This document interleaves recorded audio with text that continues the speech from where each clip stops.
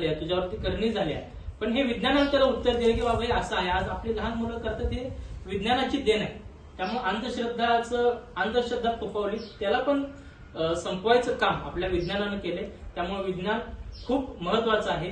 हा विज्ञानाचा वापर करून तुम्ही वेगवेगळे पुढं आपल्या भविष्यामध्ये आपल्या त्या विज्ञानाचे गुण आत्मसात करून, आता AI टेक्नॉलॉजी आली आहे, आता आपल्याकडं शिक्षकांनी सुद्धा आणि विद्यार्थ्यांनी सुद्धा विज्ञान आत्मसात करून आता जे देशात चालू आहे, जे जगात चालू आहे ते आत्मसात करून आपण आता काय करतोय, जर वेगळे वेगळे मान्यवर आपल्या शाळेमध्ये बोलवले किंवा इतर कार्यक्रमात बोलवलं तर आपण नावं ठेवतोय की मोबाईल, संगणक, मैदानी खेळ कमी झालेत. मैदानी खेळ महत्वाचे आहेत.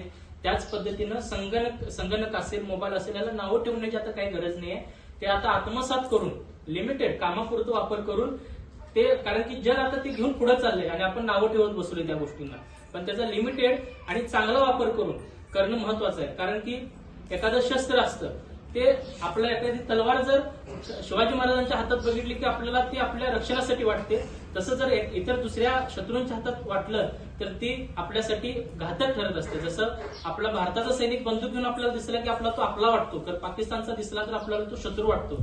तसंच हा माईक जो आहे ते पण शस्त्र आहे. त्यामध्ये आम्ही चांगलं सांगितलं तर तुम्ही चांगलं ऐकणार आहे आणि वाईट ऐकलं तर तुम्ही वाईट गुण घेणार आहे. त्यामुळे हे पण विज्ञानच आहे.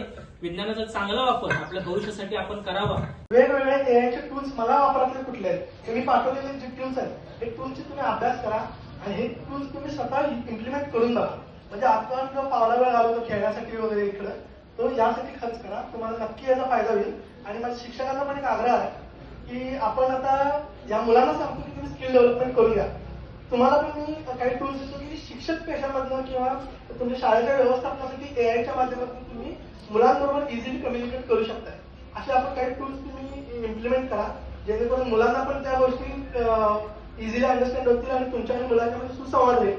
आणि अजून एक माझं हे म्हणजे की तुम्ही जेव्हा यांना एखादा प्रोजेक्ट देता किंवा आता उन्हाळ्याच्या सुट्ट्या लागतील, तर उन्हाळ्याच्या सुट्टीमध्ये सगळ्यांनी एक टास्क घ्या की उन्हाळ्याची सुट्टी होईपर्यंत मी काय केलं ह्याचा एक ब्लॉग लिहिणार. लिखाणाच्या स्वरूपात म्हणजे ब्लॉग पिक्चरियल स्वरूपात लिहिण किंवा तसं एक वेबसाईट बनवली छोटीशी. त्या वेबसाईट बनवण्यासाठी तुम्हाला वर्डप्रेस नावाचे एक टूल आहे.